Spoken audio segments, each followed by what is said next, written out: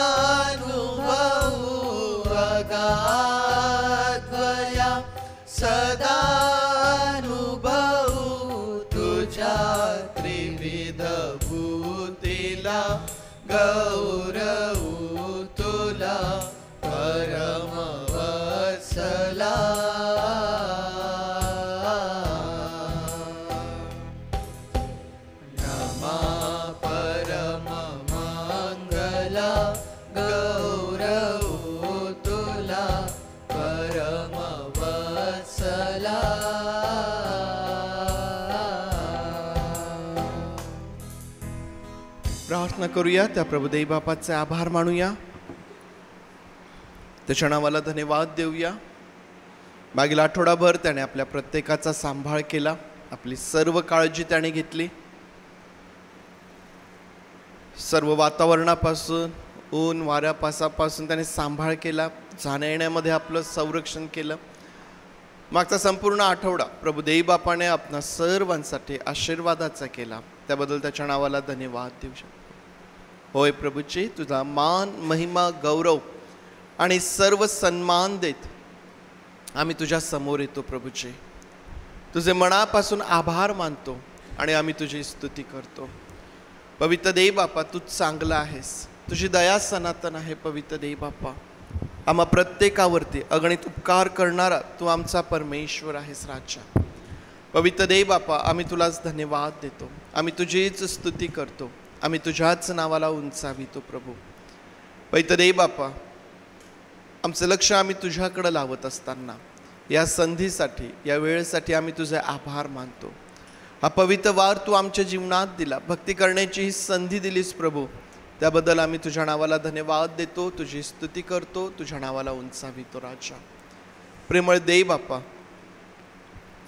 आज तुझ्या समक्षतेमध्ये आम्ही येत असताना आमची प्रार्थना आहे प्रभू, तू आमच्या अपराधांची आम्हास क्षमा कर, आम्हास धू शुद्ध कर. पवित्र देव बापा, तू आम्हा प्रत्येकाला जाणतोस, ओळखतोस. आमची दुर्बलता तुला माहीत आहे. पवित्र देव बापा, प्रभू तू आम्हावर दया कर, आमची क्षमा कर. आणि परमेश्वर देव बापा, आज नव्याने तू आम्हा प्रत्येकाला स्पर्श कर, आम्हास उत्तेजन दे. देव बापा, आमच्या प्रार्थनेची उत्तरं तू दे. प्रभूजी, आज तुझ्या भक्ती मंदिरामध्ये सर्व एकत्र येत असताना तू नव्याने स्पर्श करून तुझं गौरव तू प्रत्येकाच्या जीवनातून करून घे. तू आम्हाला जाणतोस, आम्हाला ओळखतोस. पवित्र देव बापा, आमची प्रत्येक गरज तुला ठाऊक आहे. प्रभू, आज तुझ्या उपस्थितीमध्ये तू पूर्ण कर आणि आशीर्वादित कर. पवित्र देव बापा, या भक्तीच्या वेळेमध्ये आम्हाला चांगलं वातावरण तू दे. जी तुझी लेकरं मार्गात आहेत त्यांचं तू सहाय्य कर. जी तुझी लेकरं आज आजारी आहेत, दुखणाईत आहेत, बिछाण्यावर आहेत, दवाखान्यात आहेत अशा प्रत्येकावरही तू दया कर आणि पवित्र देई बापा तू प्रत्येकाचं सहाय्य कर. आम्ही सर्वजण तुझ्या अधीन होतो. आजची सर्व भक्ती आम्ही तुझ्या हातांमध्ये देतो आणि प्रार्थना आमचा प्रभू येशू याच्या नावात मागतो म्हणून तू ऐक. आमेन आमेन. बसूया आपण.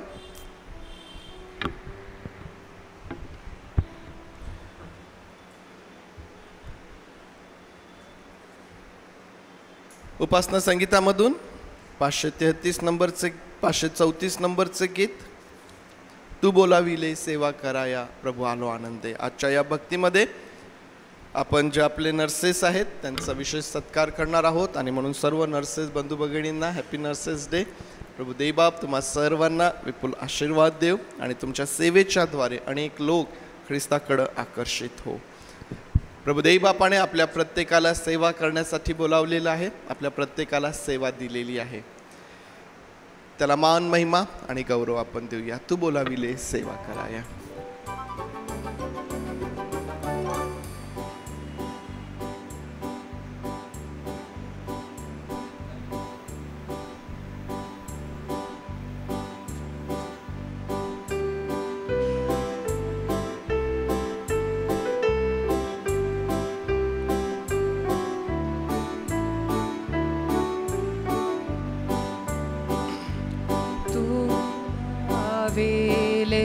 सेवा कराया प्रभु आलो आनंदे. तरी विश्वासे तुझ जवळी मज नित्य राहू दे. मज जोडी प्रभु तुझशी तव क्रूसा दावोनी. मज घेई तव कुशीशी प्रभु घेई ओनुनी. तव सेवेला क्षमवावेसे करी ख्रिस्ता कृपेने. तव इच्छेला वश सर्वदा स्थिर व्हावे आशेने. मज जोडी प्रभु तुझशी तव क्रूसा दावोनी. मज घेई तव कुशीशी प्रभु घेई ओढुनी. क्षणभरी तुझ जवळी किती शांती मनाशी. किती मागणे प्रीती भाषणे जशी मित्र मित्राशी. मज जोडी प्रभु तुझशी तव क्रूसा दावोनी. मज घेई तव कुशीशी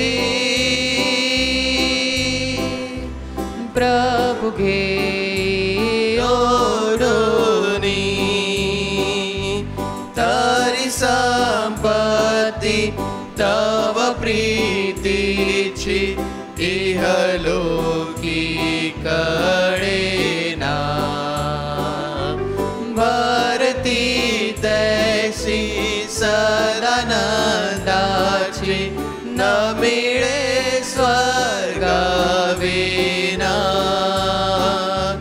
मज जोडी प्रभु तुझशी तव क्रूसा दावोनी. मज घेई तव कुशीशी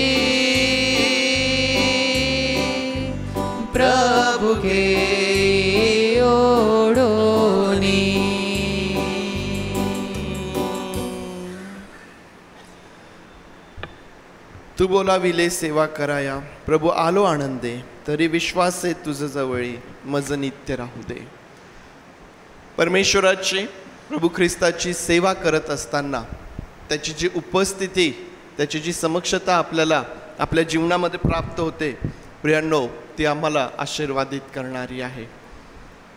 परमेश्वर देव आम्हास सेवेचं पाचारण करतो, सेवा करण्यासाठी बोलावतो. ती सेवा करत असताना तो आम्हाला एकटं असं कधीच सोडत नाही. मज जोडी प्रभू तुझशी, तो आमच्या सोबत राहणारा आणि जी सेवा त्याने आम्हाला दिलेली आहे, जे पाचारण, जे ओझं त्याने आम्हावरती दिलेलं आहे, ती सेवा करण्याकरिता तो तुमचा आणि माझा जोडीदार आहे. आणि म्हणून ज्या वेगवेगळ्या क्षेत्रांमध्ये देवबापाने आपली नेमणूक केलेली आहे ना, कोणी शिक्षक आहे, कोणी नर्स आहे, कोणी पोलीस आहे, वेगवेगळ्या प्रकारचे क्षेत्र आम्हाला पाहायला भेटतात. त्या सर्वांमध्ये आमचं सहाय्य करणारा परमेश्वर आहे. नर्सेस डे नुकताच झाला. आज आपण विशेष नर्सेस जे आहेत त्यांचा सत्कार करणार आहोत. ही सेवा करत असताना प्रभू तुमच्या सोबत आहे. तो तुम्हाला कधीही एकटं सोडणारा परमेश्वर नाही, तर तुमच्या सोबत राहून त्याचं गौरव करून घेणारा तो परमेश्वर देवबाप आहे. आणि त्याची सेवा करण्याकरिता त्याचा आत्मा आम्हाला उत्तेजन देतो आणि आमचं सहाय्य करतो. आणि म्हणून 152 नंबरचं गीत असं म्हणतं, चेतीव आम्हा दिना पवित्र आत्म्या येऊनी.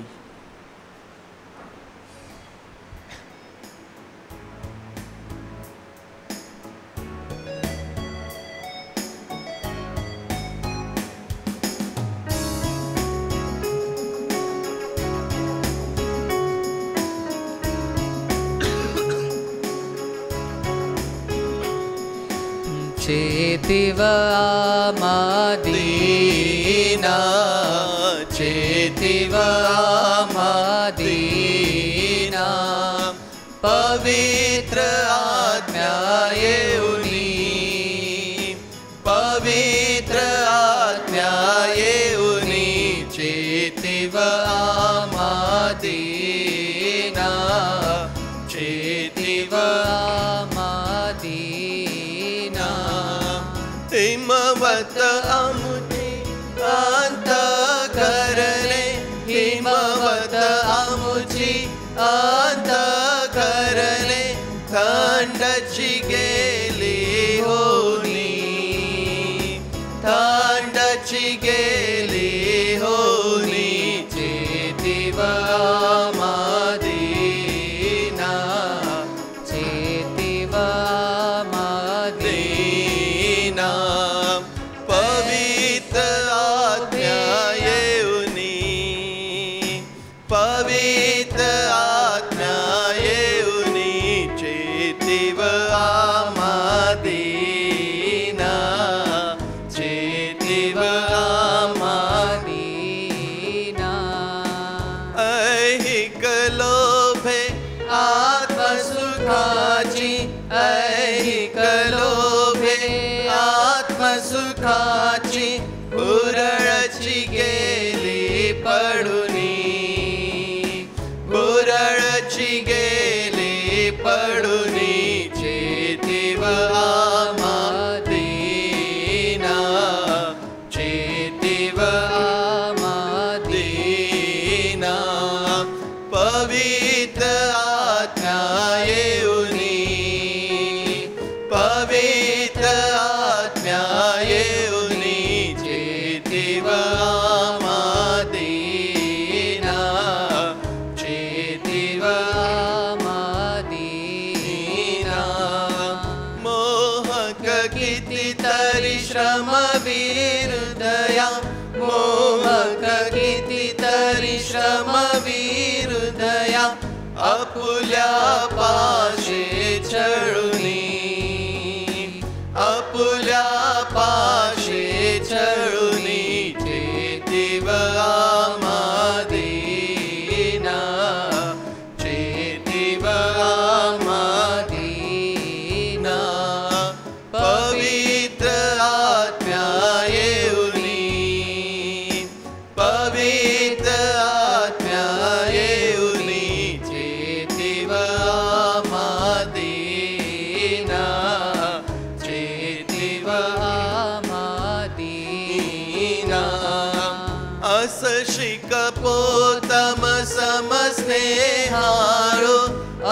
शिकपोतम समस्नेहाळु मणिवस आत्म्या मनुनी मणिवस आत्म्या मनुनी चेतिव आमादीना चेतिव आमादीना पवित्र आत्मा येऊनी पवित्र आत्मा येऊनी चेतिव आमादीना चेतिव आमादीना.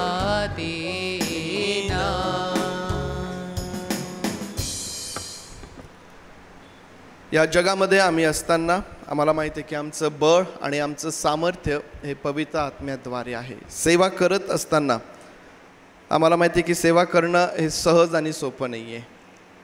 पुष्कळदा आपण थकून जातो, पुष्कळदा निराश होतो, पुष्कळदा सेवा करत असताना असे प्रसंग येतात की ज्यामध्ये आम्हाला असं वाटतं की मी का या ठिकाणी आहे.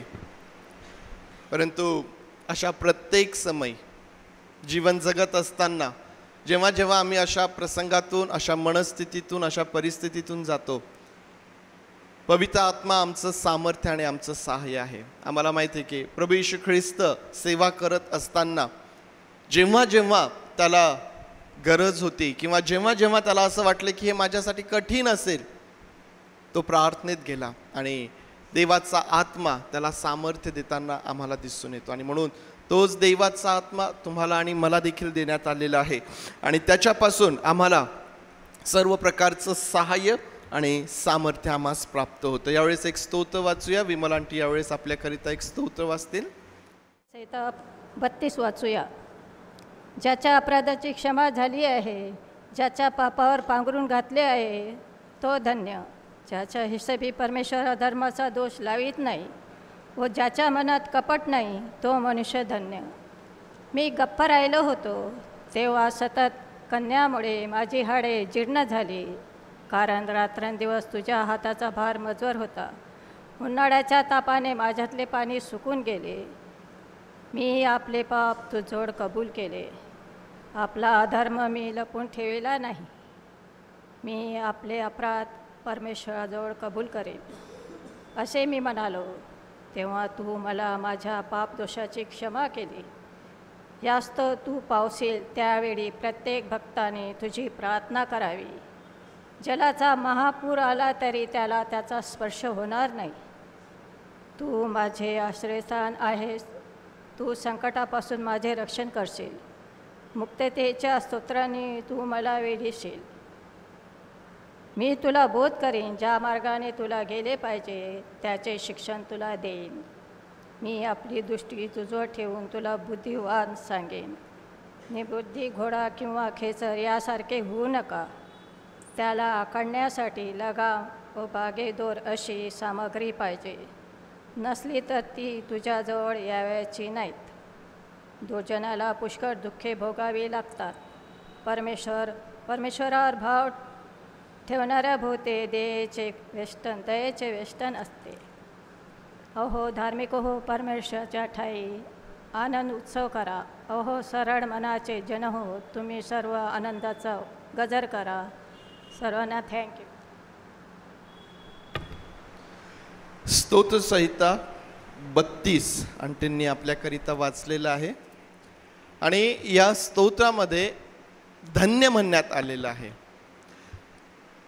धन्य या शब्दाचा सरळ अर्थ सुखी असणे, आशीर्वादित असणे. जगाच्या दृष्टीने कोण सुखी आहे? ज्याच्याकडं जगातील सर्व सुखसोयी आहे. देवाच्या दृष्टीने कोण धन्य आहे?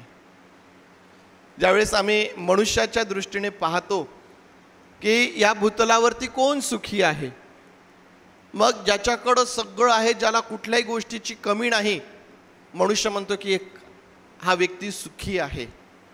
परंतु तेच जर आम्ही देवाच्या दृष्टीने जर आम्ही पाहिलं की कोण धन्य आहे, कोण सुखी आहे, तर परमेश्वराचं वचन सांगतं ज्याच्या अपराधांची क्षमा करण्यात आलेली आहे, ज्याच्या पापांवर पांघरून घालण्यात आलेलं आहे. परमेश्वर आणि ज्याच्या हिशेबी आणि तिचा दोष लावत नाही, ज्याच्या मनामध्ये कपट नाही, असा मनुष्य देवाच्या दृष्टीने धन्य आहे, सुखी आहे, आशीर्वादित आहे. आम्ही परमेश्वराचे आभार मानावेत. कारण जसं दावीद ज्या प्रकारे हा स्तोत्र करता यामध्ये म्हणतो की मी आपली पापे कबूल केली आणि त्याने माझी क्षमा केली. आज तुम्हाला आणि मला माहिती आहे की जो कोणी प्रभू येशू ख्रिस्तावरती विश्वास ठेवतो, आज जो कोणी आपल्या अपराधांसाठी पश्चाताप करतो आणि क्षमेसाठी प्रभू येशू ख्रिस्तावरती विश्वास ठेवतो, त्याच्या अपराधांची क्षमा केल्या जाते. आम्हाला माहिती आहे की त्याची पापे कितीही भयंकर स्वरूपाची असली, लाखेसारखी लाल जरी असली, तरी ती बर्फावून शुभ्र होतात. म्हणजेच याचा अर्थ आज जे तुम्ही आणि मी या ठिकाणी बसलेले आहोत, जे विश्वासणारे आहोत, प्रियांनो, परमेश्वराचं वचन तुम्हाला आणि मला धन्य म्हणतं. आम्ही परमेश्वराचे आभार मानावे की प्रभू येशू ख्रिस्तावरील विश्वासाने आमच्या अपराधांची क्षमा झाली आहे आणि ज्या अर्थी आमच्या अपराधांची क्षमा झाली आहे त्या अर्थी या ठिकाणी परमेश्वराचं वचन आम्हाला धन्य म्हणतं, सुखी म्हणतं ना. रोज सकाळी उठल्यानंतर ज्यावेळेस आम्ही स्वतःकडं पाहतो, ज्यावेळेस आम्ही स्वतःला आरशामध्ये पाहतो, दिवसाची सुरुवात करत असताना आमच्यासमोर कितीही अडचणी असू द्यात, कितीही प्रश्न असू द्यात, कितीही समस्या किंवा संकट असू द्यात, आम्ही स्वतःला या गोष्टीची आठवण करून देऊ शकतो की परमेश्वर मला धन्य म्हणतो, त्याने माझ्या अपराधांची क्षमा केलेली आहे.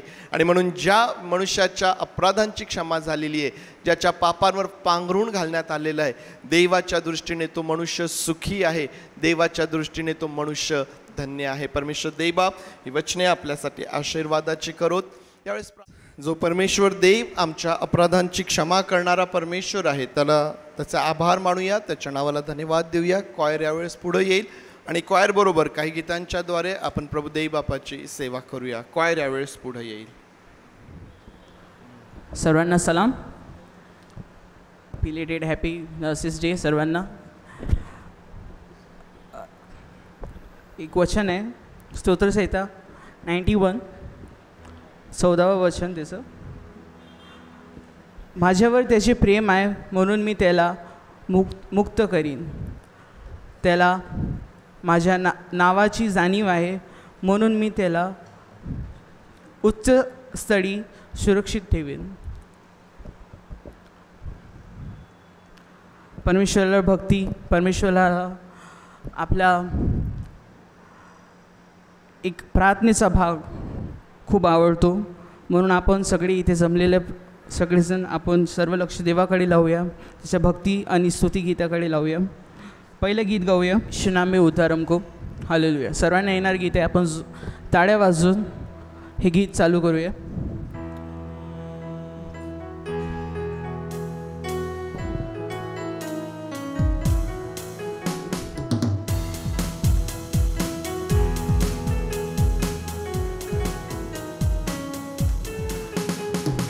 यीशु नाम में उद्धार को हालेलुया, प्रभु यीशु नाम में अनंत जीवन हालेलुया. यीशु नाम में उद्धार को हालेलुया, प्रभु यीशु नाम में अनंत जीवन हालेलुया. राजाओं का राजा यीशु हालेलुया, राजाओं का राजा यीशु हालेलुया. वो प्रभु का प्रभु यीशु हालेलुया, वो प्रभु का प्रभु यीशु हालेलुया. यीशु नाम में उद्धार को हालेलुया, प्रभु यीशु नाम में अनंत जीवन हालेलुया. यीशु नाम में उद्धार को हालेलुया, प्रभु यीशु नाम में अनंत जीवन हालेलुया. चंगा करने वाला यीशु हालेलुया, चंगा करने वाला यीशु हालेलुया. छुटकारा देने वाला यीशु हालेलुया, छुटकारा देने वाला यीशु हालेलुया. यीशु नाम में उद्धार को हालेलुया, प्रभु यीशु नाम में अनंत जीवन हालेलुया. यीशु नाम में उद्धार को हालेलुया, प्रभु यीशु नाम में अनंत जीवन हालेलुया. अद्भुत करने वाला यीशु हालेलुया, अद्भुत करने वाला यीशु हालेलुया, शांति देने वाला यीशु हालेलुया, वो शांति देने वाला यीशु हालेलुया। यीशु नाम में उद्धार को हालेलुया, प्रभु यीशु नाम में अनंत जीवन हालेलुया, यीशु नाम में उद्धार को हालेलुया, प्रभु यीशु नाम में अनंत जीवन हालेलुया। मुक्ति का है मार्ग यीशु हालेलुया, मुक्ति का है मार्ग यीशु हालेलुया, वो स्वर्ग का है द्वार यीशु हालेलुया, वो स्वर्ग का है द्वार यीशु हालेलुया। यीशु नाम में उद्धार हमको हालेलुया, प्रभु यीशु नाम में अनंत जीवन हालेलुया, यीशु नाम में उद्धार हमको हालेलुया, प्रभु यीशु नाम में अनंत जीवन हालेलुया। त्याच्या नावाला गौरव असो. अजून एक गीत गाऊ. सर्वांनी येणार गीत जय बोलो जय बोलो.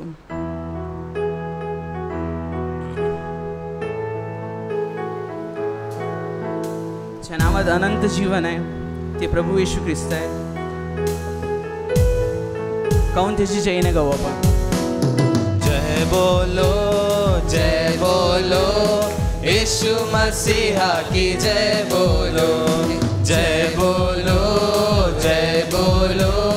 यीशु मसीहा की जय बोलो। अंधों को आँख दिया यीशु ने, अंधों को आँख दिया यीशु ने, लंगड़ों को चला दिया यीशु ने, लंगड़ों को चला दिया यीशु ने। जय बोलो जय बोलो जय बोलो जय बोलो, जय बोलो जय बोलो यीशु मसीहा की जय बोलो, जय बोलो जय बोलो यीशु मसीहा की जय बोलो। कोड़ी को चंगा किया यीशु ने, कोड़ी को चंगा किया यीशु ने, लाजरस को जिला दिया यीशु ने, लाजरस को जिला दिया यीशु ने। कोड़ी को चंगा किया यीशु ने, कोड़ी को चंगा किया यीशु ने, लाजरस को जिला दिया यीशु ने, लाजरस को जिला दिया यीशु ने। जय बोलो जय बोलो जय बोलो जय बोलो जय बोलो जय बोलो यीशु मसीहा की जय बोलो, जय बोलो जय बोलो यीशु मसीहा की जय बोलो। पापों से छुड़ा दिया यीशु ने, पापों से छुड़ा दिया यीशु ने, हम सबको बचा लिया यीशु ने, हम सबको बचा लिया यीशु ने। पापों से छुड़ा दिया यीशु ने, पापों से छुड़ा दिया यीशु ने, हम सबको बचा लिया यीशु ने, हम सबको बचा लिया यीशु ने। जय बोलो जय बोलो जय बोलो जय बोलो जय बोलो जय बोलो यीशु मसीहा की जय बोलो, जय बोलो जय बोलो यीशु मसीहा की जय बोलो, जय बोलो जय बोलो यीशु मसीहा की जय बोलो, जय बोलो जय बोलो यीशु मसीहा की जय बोलो। खुशी खुशी मनाओ खुशी खुशी मनाओ, खुशी खुशी मनाओ खुशी खुशी मनाओ, बोलो बोलो मसीहा की जय जय जय, बोलो बोलो मसीहा की जय जय जय। खुशी खुशी मनाओ खुशी खुशी मनाओ, खुशी खुशी मनाओ, खुशी खुशी मनाओ। बोलो बोलो मसीहा की जय जय जय, बोलो बोलो मसीहा की जय जय जय। मेरे लिए आया, मेरे लिए जिया, मेरे लिए आया, मेरे लिए जिया। मेरे लिए यीशु ने दुख उठाया, मेरे लिए यीशु ने दुख उठाया। मेरे लिए मारा गया, मेरे लिए गाड़ा गया, मेरे लिए मारा गया, मेरे लिए गाड़ा गया।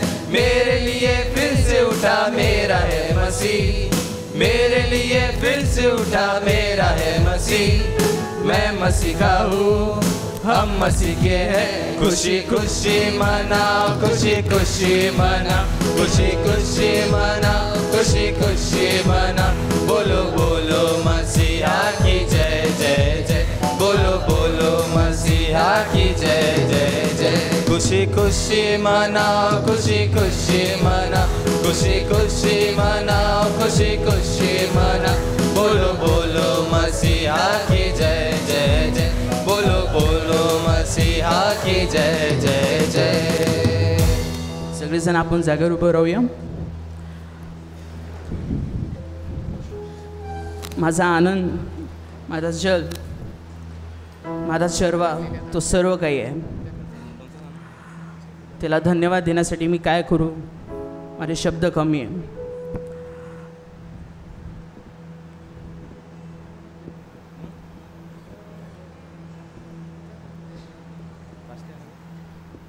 आपण गीत गाऊया डोळे बंद करून, जोराने, टाळ्याने, टाळ्याच्या आवाजाने. रक्तम जयम.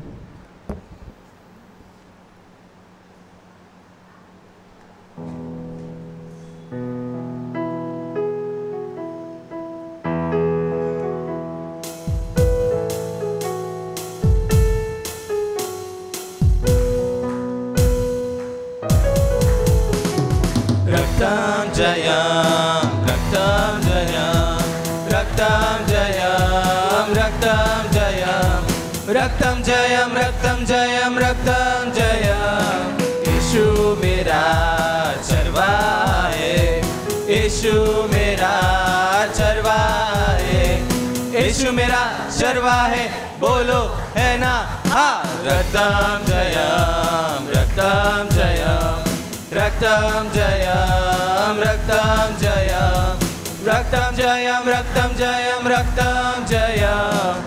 जीवन की रोटी यीशु ही है, जीवन की रोटी यीशु ही है, जीवन की रोटी यीशु है। बोलो है ना हाँ। रक्तम जयम, रक्तम जयम, रक्तम जयम, रक्तम जयम, रक्तम जयम, रक्तम जय, रक्तम जयम। जीवन का जल यीशु ही है, जीवन का जल यीशु ही है, जीवन का जल यीशु ही है। बोलो है ना हाँ। रक्तम जयम, रक्तम जयम, रक्तम जयम, रक्तम जयम, रक्तम जयम, रक्तम जयम, रक्तम जयम। मेरा आनंद यीशु ही है, मेरा आनंद यीशु ही है, मेरा आनंद यीशु है। बोलो है ना हाँ। रक्तम जयम, रक्तम जयम, रक्तम जयम, रक्तम जयम, रक्तम जयम, रक्तम जयम, रक्तम जयम। आएगा लेने मुझको मसीहा, आएगा लेने मुझको मसीहा, आएगा लेने मुझको मसीहा। बोलो है ना हाँ। रक्तम जयम, रक्तम जयम, रक्तम जयम, रक्तम जयम, रक्तम जयम, रक्तम जयम, रक्तम जयम। डोळे बंद करूया आणि आपलं सर्व लक्ष देवाकडे लावूया. आपला हात उंच करूया, आपली मान थोडी झुकूया त्याच्यासमोर, त्या राजासमोर, जिने जीवन दिलं आहे, जिने आम्हाला चालवलं आहे. कारण की तोच आमचा भरोसा आहे, जो आम्हाला चालवतो, या कठीण जीवनात आमचं जीवन धन्य करतो. तो आहे म्हणून आपण आहोत, तो आहे म्हणून आपण आपली शान आहे, आपल्यामुळे त्याचं नाव आहे, त्याच्यामुळे आपलं नाव आहे, तो आपला राजा आहे, आपली पेहचान त्याच्यामुळे आहे. त्या प्रभूला धन्यवाद देऊया.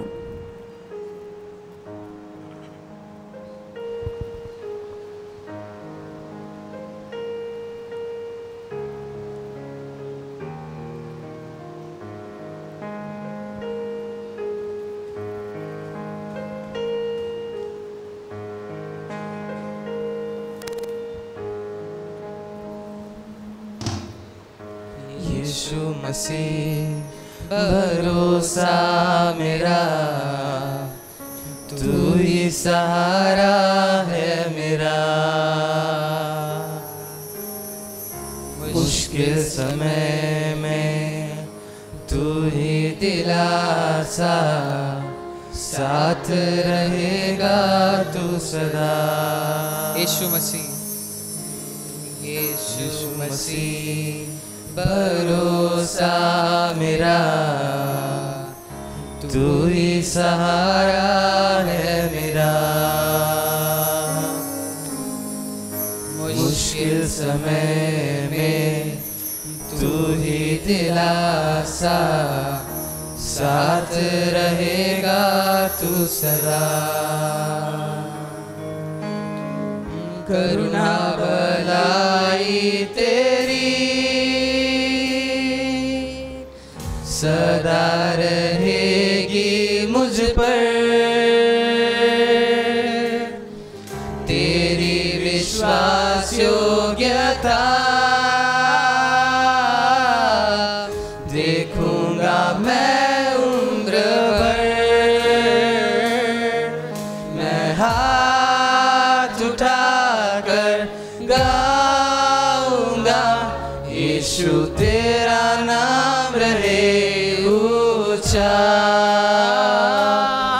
मैं हाथ उठाकर गाऊंगा, यीशु तेरा नाम रहे ऊंचा.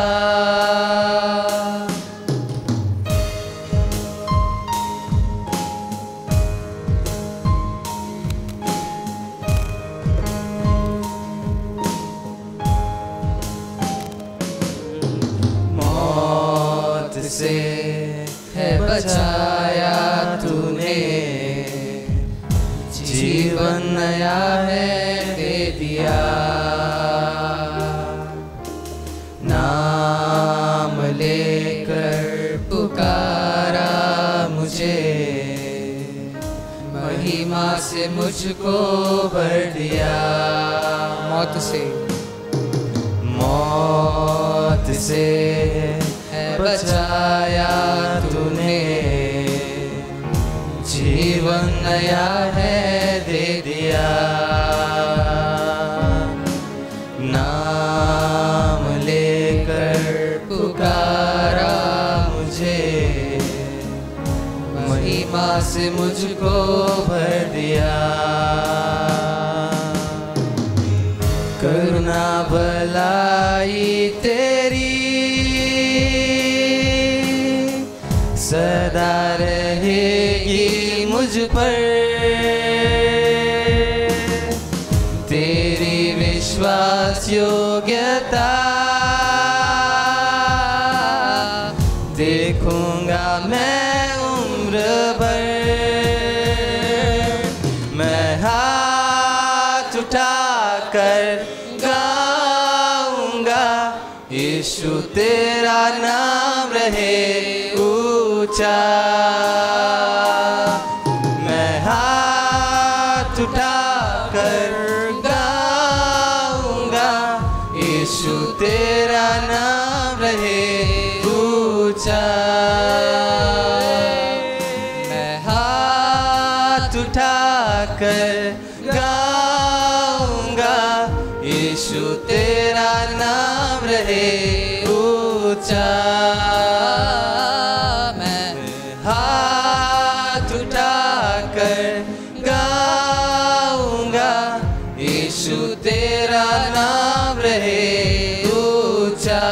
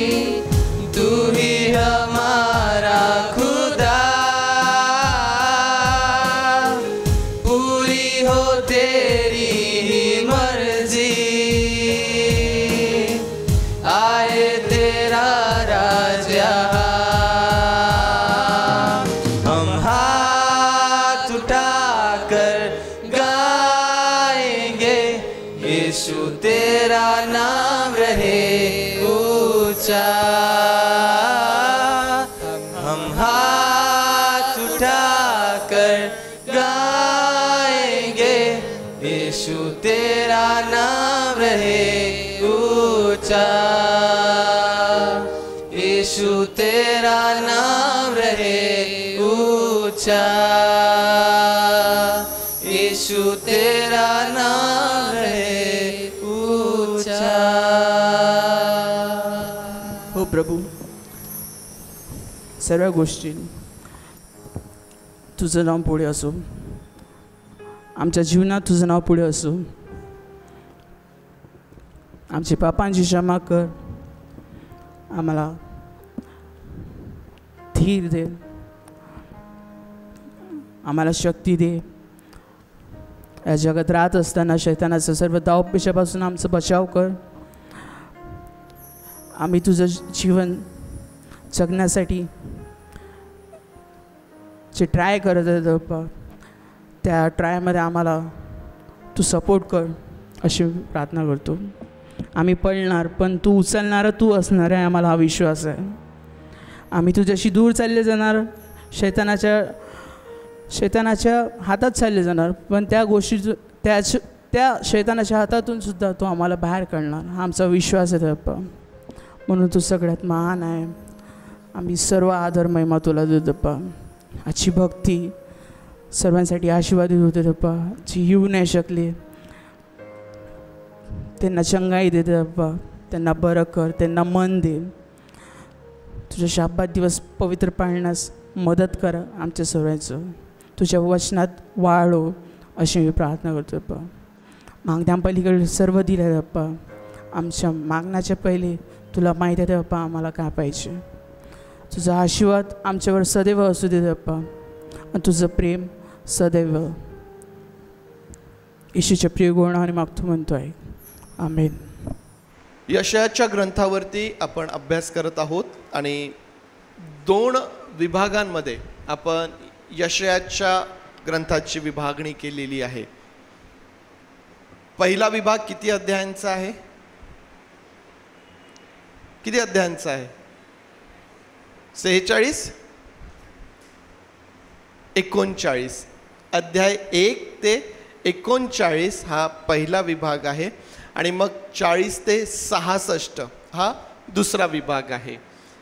एकूण 66 अध्यायांचा हा ग्रंथ आहे आणि ज्यामध्ये पहिली 39 अध्याय आणि नंतरचे 27 अध्याय, ह्या प्रकारे ही 66 अध्याय 2 विभागांमध्ये यांची विभागणी आपण केलेली आहे. यशायाच्या ग्रंथावरती मनन करत असताना आपण यशायाच्या जीवनाकडून सुरुवात केली आणि यशाया, त्याचं जीवन, त्याचं कौटुंबिक जीवन, त्याची पत्नी, त्याची मुलं आणि यशायाला झालेलं पाचारण या ठिकाणाहून आपण सुरुवात केली. आणि या यशायाच्या जीवनाकडं, त्याच्या कौटुंबिक जीवनाकडं, यशायाच्या पाचारणाकडं पाहत असताना आम्हाला प्रामुख्याने आमचं जीवन, आमचं कुटुंब आणि आमचं तारण याच्याशी आम्ही त्याची तुलना केली. आणि आम्हा प्रत्येकाला हे एक फार मोठं उत्तेजन त्यातून प्राप्त होतं की परमेश्वर देव हा फक्त कुटुंबातील एका व्यक्तीपुरती मर्यादित राहत नाही, तर परमेश्वर देव संपूर्ण कुटुंबाचा उपयोग करू इच्छितो. आणि म्हणून प्रत्येक कुटुंबाला यशायाच्या जीवनाकडून, त्याच्या कुटुंबाकडून हे उत्तेजन मिळतं. यहोशुआ देखील म्हणतो की मी आणि माझे घराणे तर परमेश्वराची सेवा करणार. तुम्ही आणि मी सेवा करणारे आहोत. केवळ एकाने केली, कुटुंबातून एक व्यक्ती करत आहे असं नव्हे, तर संपूर्ण कुटुंब, संपूर्ण मंडळी, प्रत्येक व्यक्ती हा प्रभूकरिता मोठ्या उपयोगाचा आहे. मागच्या रविवारी आपण यशायाच्या ग्रंथावरती मनन करत असताना यशायाच्या ग्रंथामधून प्रभू येशूची सुवार्ता आपण पाहिली. यशायाच्या ग्रंथाला जुन्या करारातील शुभवर्तमान म्हटलं जातं, यशायाला सुवार्तिक म्हटलं जातं. याचं कारण काय आहे तर इतर सर्व संदेष्ट्यांपेक्षा यशायाने प्रभू येशू ख्रिस्ताविषयीची जी भविष्य केलेली आहे ज्यामधून प्रभू येशू ख्रिस्ताच्या संपूर्ण जीवनाचं चित्र आमच्यासमोर रेखाटलं जातं. संपूर्ण सुवार्ता जी आहे प्रभू येशू ख्रिस्ताविषयीची ती आम्हाला यशायाच्या ग्रंथातून पाहायला मिळते. मागच्या रविवारी कदाचित काही जणांना थोडंसं कंटाळा आला असेल, कारण बरंच वाचन आपण मागच्या रविवारी केलं. जुन्या करार म्हणजेच यशायाच्या ग्रंथामध्ये काय लिहिलेलं आहे आणि त्याची परिपूर्ती नवीन करारामध्ये कुठं कशी झालेली आहे, या प्रकारे आपण मागच्या रविवारी यशायाच्या ग्रंथामधून प्रभू येशू ख्रिस्ताची सुवार्ता जी आहे ती आपण पाहिली. आज पुढं जात असताना पहिला जो विभाग आहे अध्याय 1 ते 39, ही संपूर्ण 39 अध्याय आज आपल्या मननासाठी आपल्या पुढं असणार आहेत. आणि म्हणून या 39 अध्यायांकडं ज्यावेळेस आम्ही लक्ष लावतो त्या 39 अध्यायांमधून आम्हाला काय शिकायला मिळतं त्याकडं आपण लक्ष लावणार आहोत. मी तुम्हाला आधीच सांगितलं की 66 अध्याय आहेत. थोडंसं कठीण आहे एका महिन्यामध्ये ती कव्हर करायला, परंतु आपण प्रयत्न करीत आहोत की जेवढं जास्त आपण त्याकडं ती कव्हर करता येईल आपल्याला, त्याचा प्रयत्न आपला आहे. आणि म्हणून आज अध्याय 1 ते 39 याकडं आपण आपलं लक्ष लावत आहोत. प्रियांनो, या 39 अध्यायांमधून जो मुख्य विषय आम्हाला आमच्या समोर पाहायला मिळतो तो म्हणजे दैवी न्याय, देवाचा न्याय. या पहिल्या 39 अध्यायांमध्ये आम्हाला काय पाहायला भेटतं, यशाया काय संदेश देत आहे, त्या 39 अध्यायांमध्ये काय लिहिलेलं आहे, तर ज्यामध्ये यशाया जो आहे हा दैवी न्यायाबद्दल तो बोलतोय. दैवी न्यायाबद्दल बोलत असतानाच तो सुटकेबद्दल देखील बोलत आहे. आणि एवढंच नव्हे तर भविष्यातील जो मसीहा आहे, भविष्यामध्ये जो येणारा मसीहा आहे, त्या मसीहाविषयी देखील तो बोलत आहे. म्हणजेच या 39 अध्यायांमधून 3 प्रकारचे संदेश आम्हाला अभ्यासता येतात.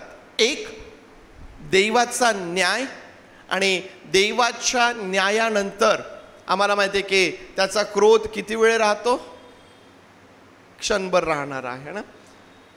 तुम्ही पहा, देवाचा न्याय आला, देवाचे लोक बंदिवासात गेलेत, परंतु देवाने त्यांना त्या ठिकाणाहून सोडवलेलं देखील आहे. परमेश्वराचा न्याय किंवा परमेश्वराचं शासन, परमेश्वराची जी शिक्षा आहे ती मनुष्याच्या नाशासाठी नसून ती मनुष्याच्या सुधारणुकीसाठी आम्हाला पाहायला भेटते. आणि म्हणून ज्यावेळेस यशाया देवाच्या न्यायाबद्दल बोलतो त्याच वेळेस तो सुटकेबद्दल देखील एक आशा देवामध्ये, परमेश्वरामध्ये जी मनुष्याला असते त्या आशेबद्दल देखील, त्या सुटकेविषयी देखील तो बोलतो. आणि मग फार लांब म्हणजे भविष्यामध्ये येणारा जो मसीहा आहे त्या मसीहाबद्दल देखील यशाया जो आहे यामध्ये बोलतो. आता 39 अध्याय आहेत. या 39 अध्यायांकडं ज्यावेळेस आम्ही पाहतो, या 39 अध्यायांना पण आपण 4 उपविभागांमध्ये त्यांची विभागणी आपण करू शकतो. पहिला जो विभाग आहे ज्यामध्ये अध्याय 1 ते 12 पहिला विभाग, या 39 अध्यायांची पण जी विभागणी आपल्याला करता येते, या 39 अध्यायांची विभागणी करत असताना जो पहिला विभाग आहे हा अध्याय 1 ते 12चा आहे. आणि त्यामध्ये यशाया कोणाला उद्देशून संदेश देत आहे, कोणावरती देवाचा न्याय सांगत आहे, कोणाला उद्देशून तो बोलत आहे, तर यहुदाला उद्देशून तो त्या ठिकाणी बोलत आहे. यहुदा, देवाचे निवडलेले लोक, त्यांना उद्देशून यशाया जो आहे हा पहिल्या 12 अध्यायांमध्ये बोलत आहे. हे देवाचे लोक, यहुदाचे लोक, त्यांना त्यांचा दोष त्या ठिकाणी तो दाखवत आहे. आणि दोष दाखवत असताना त्यांना इशारा देखील हा यशाया त्या ठिकाणी देतो. काय दोष आहे यहुदाच्या लोकांचा, तर एक तर ते मूर्तीपूजेमध्ये अडकलेले आहे. ज्या देवाने निर्माण केलेलं आहे त्याला विसरले. ज्या देवाने मिसर देशातून सोडवून आणलं त्याला विसरलेत. ज्या देवाने कनान हा दुधामधाचा प्रदेश त्यांना दिला त्या परमेश्वराला ते विसरलेत. आणि त्या परमेश्वराऐवजी जी निर्मिती आहे, देवाने ज्या गोष्टी निर्माण केलेल्या आहे त्या निर्मितीच्या माग हे लोक त्या ठिकाणी लागलेत. यशया जो आहे त्यांना त्या ठिकाणी त्यांचा दोष तो दाखवतो. त्यांच्या अनितीबद्दल यशया त्यांना दोष देतो. सामाजिक अन्याय जो त्या ठिकाणी आहे त्याबद्दल तो त्यांना त्या ठिकाणी दोष देत आहे. यहुदाचे लोक सुबत्तेमुळे, सुबत्ता म्हणजे काय? सगळं काही विपुल प्रमाणात, भरपूर प्रमाणात, कुठल्याही गोष्टीची कमी नाही, है ना. पावसाळ्याचे दिवस आहे, भरपूर पाऊस झाला, शेतीमध्ये भरपूर चांगलं पीक आलेलं आहे, शेतकरी आनंद आहे, है ना. ज्यावेळेस सगळं काही सुरळीत मनासारखं चाललेलं आहे अशी परिस्थिती, सुबत्तेची स्थिती. त्या परिस्थितीमुळं या यहुदाच्या लोकांना देवाचा विसर पडलेला आहे. आम्ही इतके सुरक्षित आहोत की आम्हाला कोणी काहीच करू शकत नाही, कुठलाही शत्रू राष्ट्र आमच्यावर येऊ शकत नाही किंवा आम्हाला कुठलाही त्रास होऊ शकत नाही, अशा मनस्थितीमध्ये हे लोक यहुदाचे आम्हाला त्या ठिकाणी पाहायला भेटतात. पुष्कळदा आम्हाला हे ऐकायला मिळतं. मी मागच्याही वेळेस तुम्हाला सांगितलं की मनुष्यावरती ज्यावेळेस कठीण परिस्थिती येते तो परमेश्वराच्या अधिक जवळ ओढला जातो. कारण मनुष्याला हे ठाऊक आहे, आपल्या प्रत्येकाला हे ठाऊक आहे की जेव्हा माझी मदत कोणीच करू शकत नाही अशा समयी माझी आशा, माझी भिस्त केवळ देवावरती असते. कारण एकच तो जिवंत परमेश्वर आहे जो आम्हाला आमच्या सर्व प्रकारच्या परिस्थितींमध्ये सहाय्य करणारा, आम्हाला आमच्या सर्व प्रकारच्या परिस्थितींमधून बाहेर काढणारा, आम्हाला नवीन करण्याचं सामर्थ्य जर कोणामध्ये असेल तर ते केवळ परमेश्वरामध्ये आहे. मनुष्याच्या जीवनामधली अशी कुठलीच परिस्थिती नाही, मनुष्याच्या जीवनामध्ये असं काहीच नाही की ज्यामध्ये या जिवंत परमेश्वराला काही करता येत नाही. परमेश्वर देव हा सर्व समर्थ परमेश्वर आहे. आणि म्हणून ज्यावेळेस मनुष्य कठीण अवस्थेतून जात असतो, दुःखातून जात असतो, आम्हाला पाहायला भेटतं की तो परमेश्वराच्या अधिक जवळ येतो. परमेश्वराच्या जवळ आम्हाला आमच्या सर्व प्रकारच्या परिस्थितींमध्ये राहायचं असतं. परंतु पुष्कळदा हा एक धोका असतो की ज्यावेळेस सगळं काही स्वस्त चाललेलं आहे, सुरळीत चाललेलं आहे, जसं यहुदाच्या लोकांसंबंधाने आम्ही पाहतो की सुबत्तेचा काळ आहे, सगळं काही व्यवस्थित आहे, अशा त्या परिस्थितीमध्ये मनुष्य जो आहे हा देवापासून दूर जातो. पुष्कळांच्या बाबतीत हे होत असतं. यशया हा त्या ठिकाणी यहुदाच्या लोकांना याबद्दल तो दोष लावतो. एका भ्रमामध्ये ते आहेत. काय भ्रम आहे? की आमचे देवाबरोबर चांगले संबंध आहे, या भ्रमामध्ये ते लोक आहेत.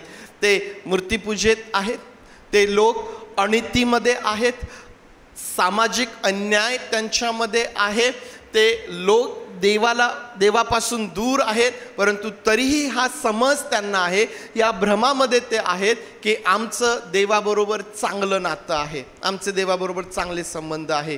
या त्यांच्या सर्व परिस्थितीसाठी यशया जो आहे हा त्यांना दोष लावतो आणि त्यांना त्या ठिकाणी तो इशारा देखील देत आहे. प्रियांनो, देवाविरुद्ध बंड करणारे हे लोक यहुदाचे आम्हाला त्या ठिकाणी पाहायला भेटतात. मग त्यानंतर 12 अध्यायानंतर अध्याय 13 ते 23 पर्यंत, अध्याय 13 ते 23 पर्यंतचा दुसरा विभाग आपल्याला करता येतो की ज्यामध्ये हा यशया इतर जे राष्ट्र आहेत, इतर राष्ट्र म्हणजे यहुदाचे लोक सोडून देवाने आपल्याकरिता एक राष्ट्र निवडून घेतलं, त्यांना देवाने आपले लोक म्हटलेलं आहे. परंतु त्या व्यतिरिक्त जे इतर राष्ट्र त्या ठिकाणी आहे, मग मवाब आहे, अशूर आहे, मिसर आहे आणि मग जे सगळे इतर वेगवेगळे राष्ट्र आम्हाला त्या ठिकाणी पाहायला भेटतात, यशया जो आहे त्यांच्याही संबंधाने त्या ठिकाणी संदेश तो देतो. आणि म्हणून जर अध्याय 13 ते 23 जर तुम्ही वाचलेत तर आता इतर जे राष्ट्र आहेत त्यांच्याविषयी यशया बोलताना तुम्हाला दिसून येईल. देवाचा अधिकार हा सर्वांवरती आहे. देवाचा अधिकार हा सर्वांवरती आहे आणि हा परमेश्वर इतका सामर्थी परमेश्वर आहे की त्याला पाहिजे त्याचा उपयोग त्याला करून घेता येतो. याही राष्ट्रांसंबंधाने ज्यावेळेस तुम्ही या अध्यायांमध्ये वाचता तुम्हाला दिसून येईल की देव या राष्ट्रांना शासनही करतो आणि जसा तो आपल्या लोकांना तो सुटकेसाठी वचन देतो, याही इतर राष्ट्रांसाठी परमेश्वराचं तेच काम तुम्हाला पाहायला भेटतं. त्यांच्या अन्यायामुळं, त्यांच्या अनितीमुळं, त्यांच्या दुष्टतेमुळं देव त्यांच्यावरती वरचढ असा राजा त्यांच्यावरती घेऊन येतो आणि मग त्या लोकांना नम्र करून परमेश्वर देव त्यांना पुन्हा सोडवतो.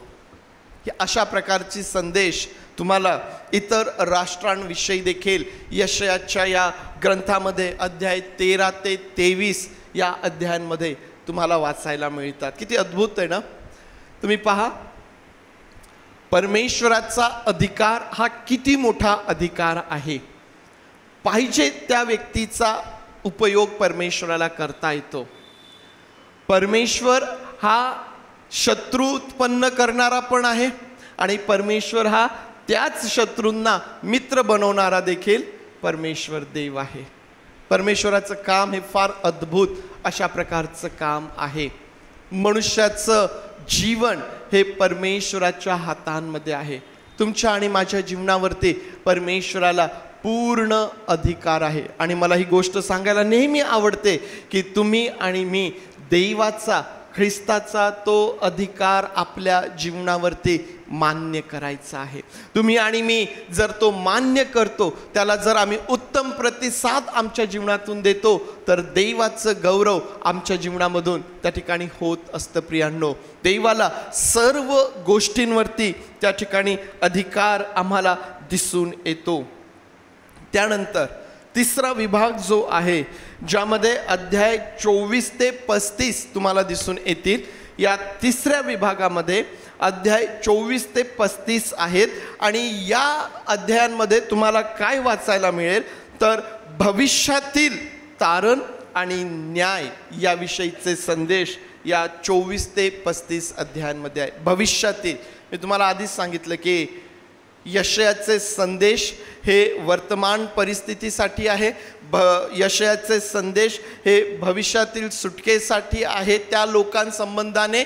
आणि त्याच वेळेस यशयाचे संदेश हे त्यांच्या कैक पिढ्यांनंतर होणाऱ्या तारणाविषयी, येणाऱ्या मसीहाविषयी देखील यशयाचे संदेश आहेत. आणि म्हणून अध्याय 24 ते 35 या तिसऱ्या विभागामध्ये तुम्हाला भविष्यातील तारण आणि दैवी न्याय याविषयी तुम्हाला वाचायला मिळेल. आणि मग चौथा जो विभाग त्यामध्ये आहे 36 ते 39 अध्याय.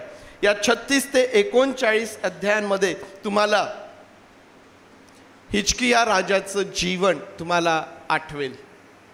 या शेवटच्या 36 ते 39 अध्यायांमध्ये यशया जो आहे हा हिजकिया राजाच्या जीवनाविषयी तो लिहितोय.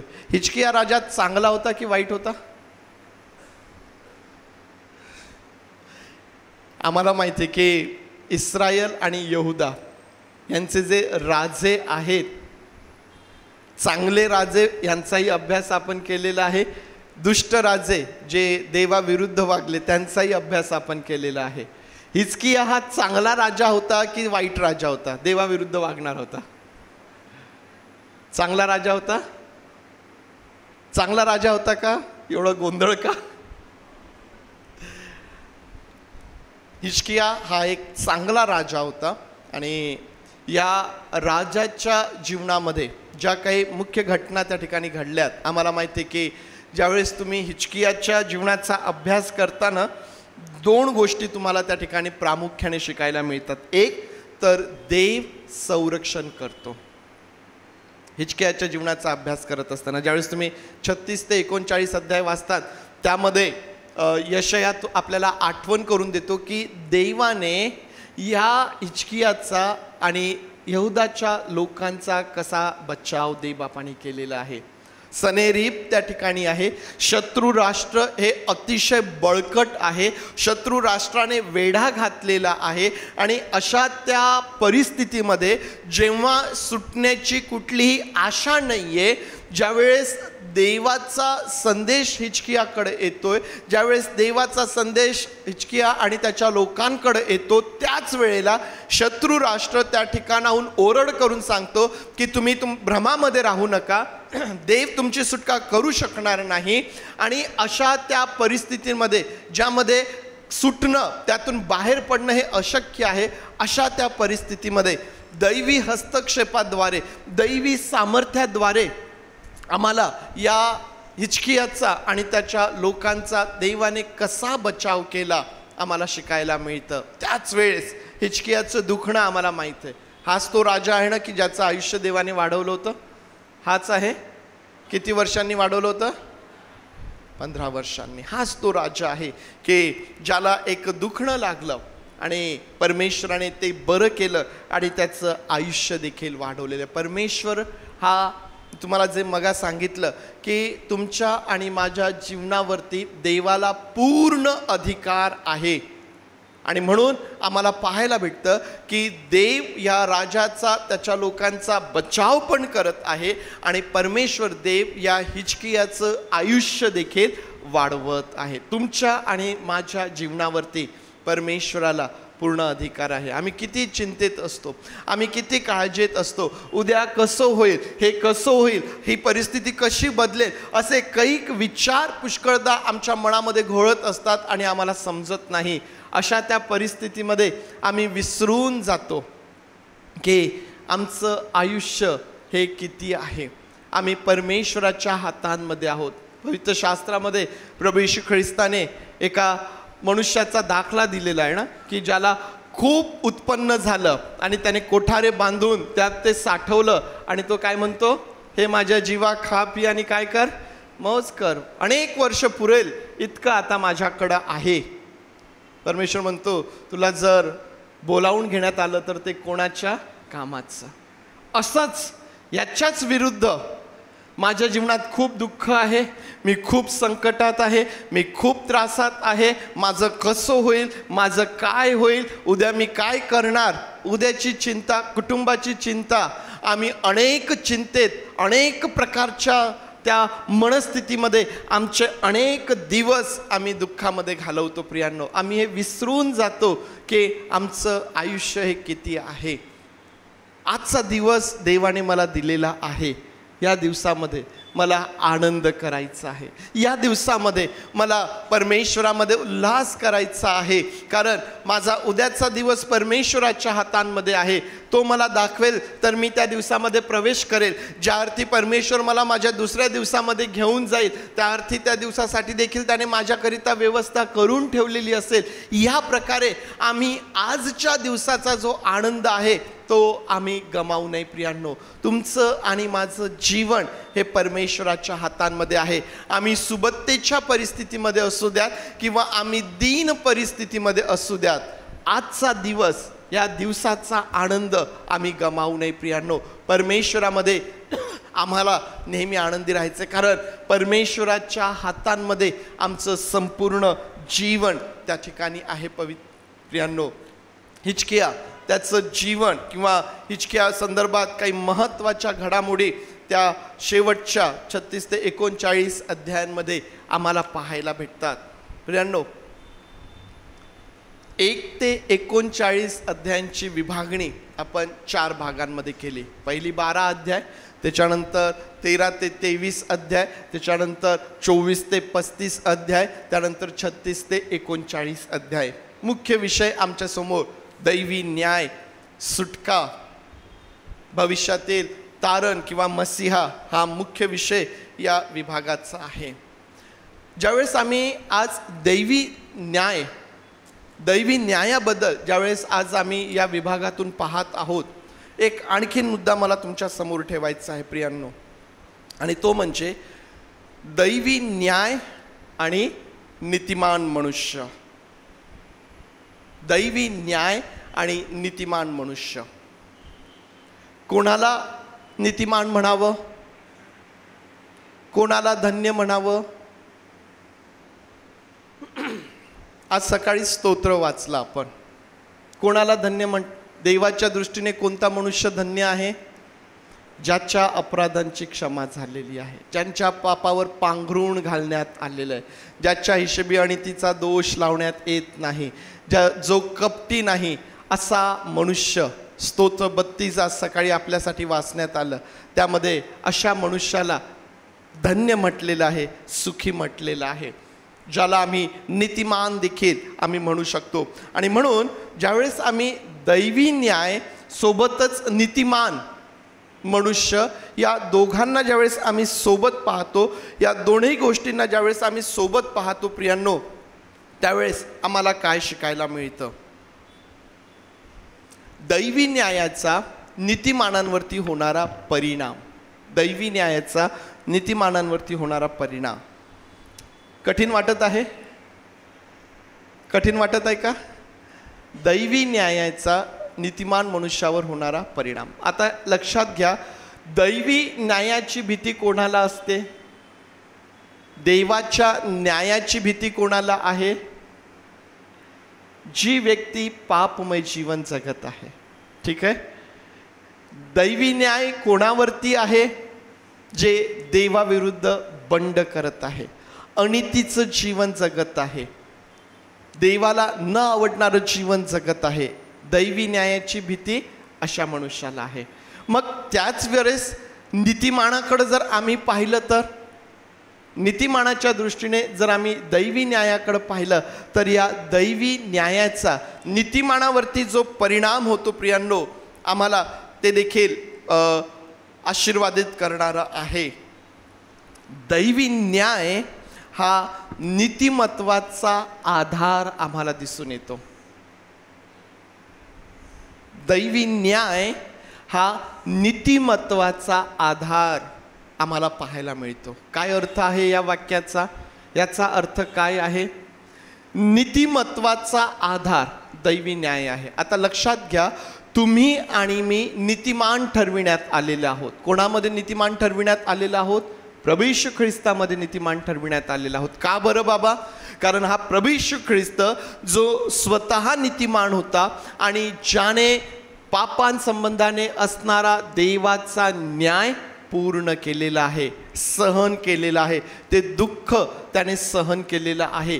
हा जर दैवी न्याय जर तुम्ही बाजूला काढला तर मग नीतिमत्वाची आवश्यकता काय उरणार? जर पापासाठी शासनच नाही, वाईट कृत्यांसाठी जर शिक्षाच नाही, तर मग मनुष्य वाटेल तसं जीवन जगू शकतो. परंतु आम्हाला माहीत आहे की देव न्याय करणारा परमेश्वर आहे. तो चांगलं करणाऱ्याला उंच करणारा आहे, त्याच वेळेस वाईट करणाऱ्याला शासन करणारा देखील हा परमेश्वर देव आहे. आणि म्हणून हा दैवी न्याय जो आहे ना, तो आम्हाला नीतिमत्वाचा आधार त्या ठिकाणी पाहायला भेटतो. दैवी न्याय आम्हाला नीतिमानाला एक आशा प्राप्त करून देताना देखील आम्हाला दिसतो. आम्हाला माहिती आहे की आज जरी आमच्या जीवनामध्ये अडचणी असल्यात, आज जरी आम्ही ख्रिस्ताकरिता जीवन जगत असताना त्यागमय जीवन कदाचित आम्ही जगत असणार. जसं पाऊल म्हणतो की ज्या गोष्टी माझ्याकरिता लाभाच्या होत्या त्या मी ख्रिस्ताकरिता केर कचरा लेखल्यात. आज कदाचित तुम्ही देवासाठी तुमच्या हिताच्या गोष्टी तुम्ही सोडत असणार. आज ख्रिस्तासाठी तुम्ही जीवन जगत असताना जो काही त्याग तुम्ही करता, ख्रिस्ताकरिता जे काही तुम्ही सहन करता, त्याचं प्रतिफळ देणारा परमेश्वर देव आहे. आम्हाला माहिती आहे की आम्हाला आशा आहे, आम्हाला आमच्या ख्रिस्तामध्ये, आम्हाला आमच्या परमेश्वरामध्ये आशा आहे, कारण तो न्यायी परमेश्वर आहे. आज जरी आमच्या समोर दुर्जन आणि दुष्ट कितीही उंच होत असला, आज आमच्या समोर दुर्जन आणि दुष्ट कितीही जरी पसरत असला, तरी आम्हाला माहिती आहे की देव न्याय करणारा आहे आणि देवाच्या न्यायामधून कोणीही सुटणार नाही. का बरं परमेश्वराचं वचन सांगतं की दुष्टाकडं पाहून तू जळफळू नकोस, कारण देवाच्या न्यायामधून कोणीही सुटणार नाही. पुष्कळदा आम्हाला हा मोह सुटेल की आम्हीही त्यांच्यासारखं जीवन जगावं आणि या जगातील गोष्टींचा आनंद घ्यावा, परंतु पुष्कळदा आम्हाला माहिती आहे की देवाचं भय आम्हाला अशा गोष्टींपासून आवरतं, कारण आम्हाला माहीत आहे की देवाचा न्याय हा प्रत्येकावरती येतो, कोणीही त्यामधून सुटत नाही. आणि म्हणून जसं दैवी न्याय हा नीतिमत्वाचा आधार आहे, या दैवी न्यायातून नीतिमानाला आशा देखील प्राप्त होते. नैतिकतेचं जीवन जगण्यासाठी उत्तेजन देखील आम्हाला त्या ठिकाणून प्राप्त होतं. मी तुम्हाला सांगितलं की तुमच्या आणि माझ्या प्रत्येक गोष्टीची नोंद केल्या जात आहे. मी काय बोलतो, मी काय करतो, या सर्व गोष्टींची नोंद केल्या जाते आणि त्याचं प्रतिफळ देणारा परमेश्वर देव आहे. आणि म्हणून हीच बाब मला याही गोष्टीचं उत्तेजन देते की मी ख्रिस्ताकरिता जीवन जगावं, मी देवाकरिता माझं जीवन जगावं. आणि म्हणून मी तुम्हाला आरंभाला सांगितलं की तुम्ही आणि मी प्रभू येशू ख्रिस्तामध्ये नीतिमान ठरवलेले लोक आहोत. नीतिमान पुरुषाने पापांसाठी असलेला जो दैवी न्याय पूर्ण केला, त्या प्रभू येशू ख्रिस्तामध्ये तुम्ही आणि मी नीतिमान ठरविण्यात आलेला आहोत. आणि म्हणून आता तुम्हाला आणि मला देवाच्या न्यायाला घाबरण्याची गरज नाही. याचा अर्थ हा आहे का की वाटेल तसं जीवन जगावं? याचा अर्थ तसा नाही. परंतु आम्ही आज देवाचे आभार मानावेत की या 39 अध्यायांचा अभ्यास करत असताना मनुष्याच्या अवज्ञेबद्दल, बंडखोरीबद्दल देवाचा जो न्याय आम्ही वाचतो, त्यापेक्षा कितीतरी भयंकर असा तो दिवस असणार आहे. ज्या दिवशी तो न्यायाचा दिवस येतो, त्या दिवशी याहीपेक्षा भयंकर अशी ती परिस्थिती मनुष्याची असेल. परंतु आज तुम्ही आणि मी देवाचे आभार मानावे की त्या भयंकर न्यायापासून तुमचा आणि माझा बचाव करण्यात आलेला आहे, आम्हाला वाचवण्यात आलेलं आहे, आम्हाला त्यापासून सुरक्षित करण्यात आलेलं आहे. तुम्हाला आणि मला प्रभू येशू ख्रिस्तामध्ये जीवन प्राप्त झालेलं आहे. प्रियांनो, देवाचा न्याय नीतिमान मनुष्याकरिता त्याला संपूर्ण नैतिकतेचं जीवन जगण्याकरिता मोठं उत्तेजन देणारा आहे. आणि म्हणून विश्वासणाऱ्यांचा न्याय याविषयी पवित्र शास्त्र आम्हाला काय सांगतं?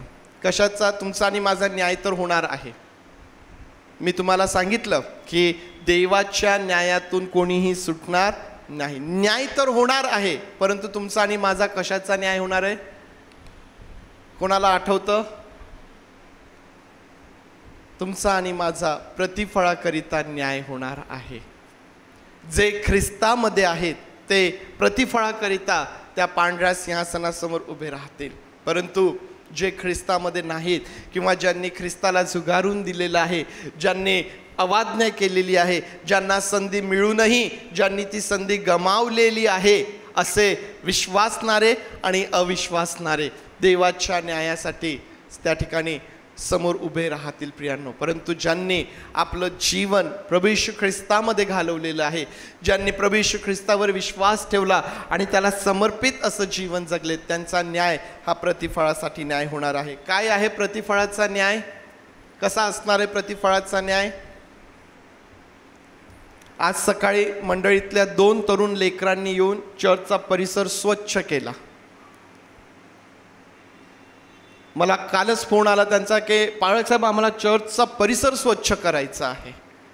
म्हटलं बेटा ते तर होतो, सकाळी स्वच्छ केला जातो, आम्ही त्याच्याही पेक्षा लवकर येऊ. ते सकाळीच आले आणि त्यांनी चर्चचा परिसर स्वच्छ केला. कोणाकडूनही त्या तरुण लेकरांना काही मिळणार आहे का? बहुतेकांना त्यांचं नाव पण माहीत नाही, परंतु त्यांचं नाव हे निश्चितच परमेश्वराने नोंदवून घेतलेलं आहे. ज्या वेळेस प्रतिफळासाठी आम्ही परमेश्वरासमोर उभं राहून आज या लेकरांनी जे केलं त्याचं प्रतिफळ त्यांना त्या ठिकाणी मिळेल. हे साधं छोटं उदाहरण आहे. तुम्ही आणि मी या जगामध्ये ख्रिस्ताकरिता जे काही करतो, देवाकरिता जे काही जीवन आम्ही जगतो, मग छोटं असो की मोठं असो, जी काही सेवा, जे काही काम आम्ही करतो ना, मग तुम्ही दवाखान्यामध्ये जाऊन एखाद्या आजारी व्यक्तीसाठी केलेली प्रार्थना करणं असो, तुम्ही जे काही देवासाठी कराल त्याचं प्रतिफळ तुम्हाला त्या दिवशी प्राप्त होणार आहे प्रियांनो.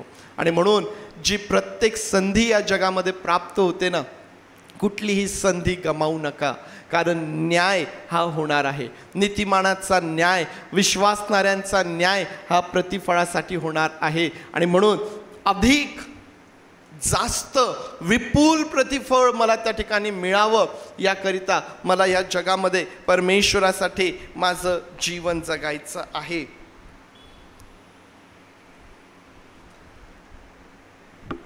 जय सर्व नर्सेस बंधू आणि भगिनी, जी सेवा ते करीत आहे, जर त्यांनी त्यांची सेवा ही ख्रिस्ताकरिता जर त्या ठिकाणी केली तर त्याही सेवेचं प्रतिफळ तुम्हाला त्या दिवशी प्राप्त होईल.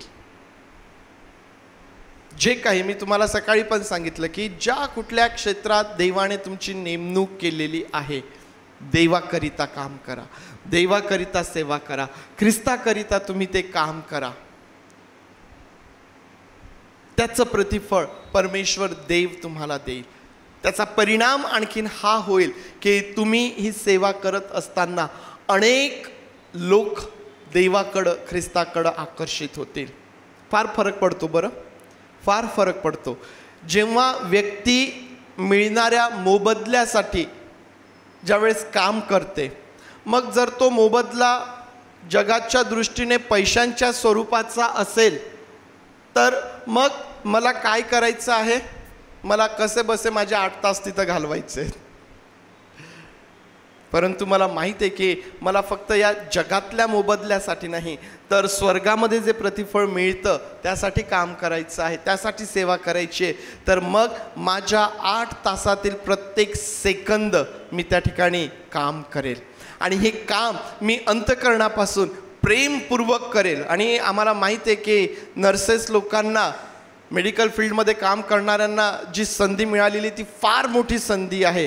जणू काही ख्रिस्ताचे हात त्या ठिकाणी रुग्णाची सेवा करण्यासाठी तुम्हाला प्राप्त झालेले आहेत.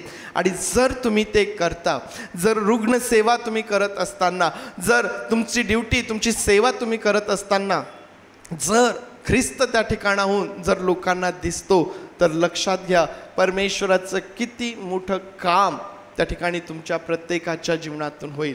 आणि त्याचं प्रतिफळ कदाचित मनुष्य तुम्हाला नाही देऊ शकेल, परंतु परमेश्वर देव त्याचं प्रतिफळ देणारा परमेश्वर आहे.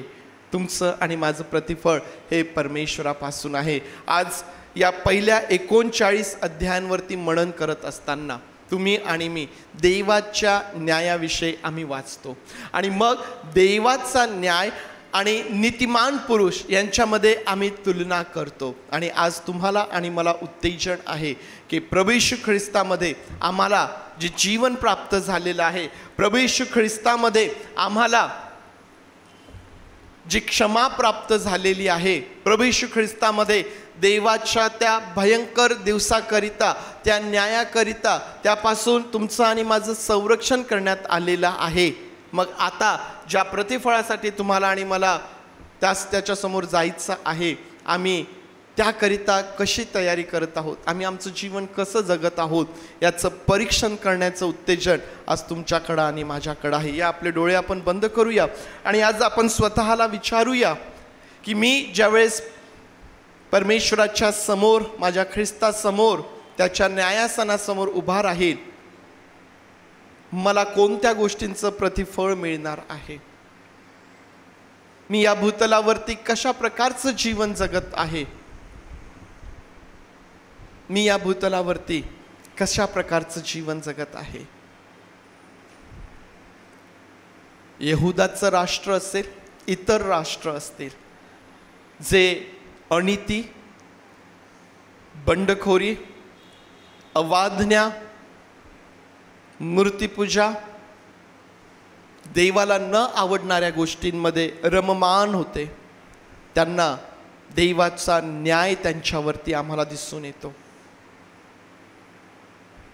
तुम्ही आणि मी देखील तसंच जीवन जगत होतो, परंतु प्रभू येशू ख्रिस्त आला आणि त्याने तुमचं आणि माझं पाप, तुमचं आणि माझं संपूर्ण दोष, आमचे अपराध त्याने स्वतःवर घेतले आणि त्या वधस्तंभावरती तो मरण पावला, पुन्हा उठला, यासाठी की आम्हास आशा मिळावी, आम्हास जीवन मिळावं. आज त्या प्रभू येशू ख्रिस्तामध्ये आमची क्षमा करण्यात आली आहे, आमच्या पापांवरती पांघरून घालण्यात आले, किंबहुना पांघरून घालण्यात आले एवढंच नव्हे तर ती पुसून टाकण्यात आलेली आहेत. आज देवामध्ये, त्या ख्रिस्तामध्ये आम्ही देवासाठी नीतिमान ठरलेले लोक आहोत. आम्ही आमचं जीवन कसं जगत आहोत, आम्ही आमचं काम कसं करत आहोत, आम्ही आमची सेवा कशी करत आहोत, आम्ही स्वतःला प्रश्न करावा आणि आम्ही काय करायला पाहिजे हे देवाला विचारावं. देवाचा आत्मा आमच्या अंतःकरणाशी बोलणारा आहे. देवाचा आत्मा आमच्या अंतःकरणाशी बोलणारा आहे. देवाचा आत्मा आमच्या अंतःकरणाशी बोलणारा आहे. तो आम्हास काय करण्यास उत्तेजन देत आहे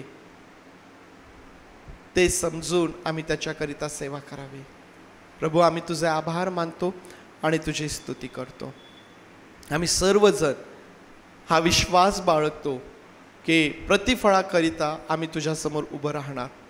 त्या दिवशी आम्हापैकी कोणीही कमी पडू नये म्हणून तू आम्हा प्रत्येकाचं सहाय्य कर, आम्हा प्रत्येकाचं सहाय्य कर. प्रभू, आम्ही स्वतःला तुझ्या अधीन करतो, तुझे मनापासून आभार मानतो आणि प्रार्थना आमचा प्रभू येशू याच्या नावात मागतो म्हणून तू ऐक. आमेन, आमेन. त्यावेळेस सर्वजण उभं राहूया. प्रभूने शिकवलेली प्रार्थना करूया. सुवंद देव परात्परे गीत गाऊया आणि आशीर्वाद घेऊया. हे आमच्या स्वर्गातील बापा, तुझे नाम पवित्र मानले जाव, तुझे राज्य येव, जसे स्वर्गात तसेच पृथ्वी, तुझ्या इच्छेप्रमाणे हो. आमचे रोजची भाकर आज आम्हास दे, आणि जसे आम्ही आमच्या ऋण्यास ऋण सोडले तसेच तो आमचे ऋणे आम्हास हो. आणि आम्हास परीक्षेत आणू नकोस, तर आम्हास वाईटापासून सोडी, कारण की राज्य, सामर्थ्य आणि गौरव हे सर्व काळ तुझेच आहेत. आमेन.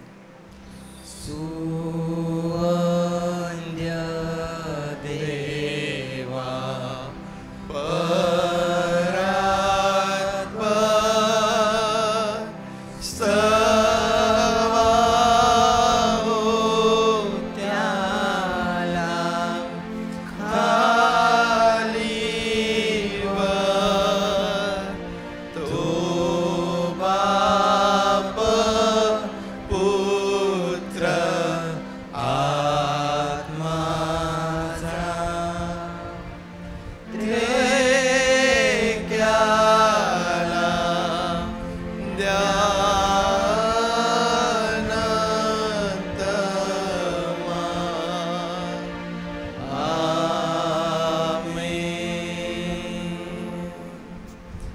प्रभू येशू ख्रिस्ताची कृपा, देव बापाची प्रीती आणि पवित्र आत्म्याची सुसंगती विशेष करून सर्व नर्सेस बंधू भगिनी आणि तुम्हा सर्वांबरोबर प्रभू येशू ख्रिस्त येईपर्यंत सदोदित असो. आमेन.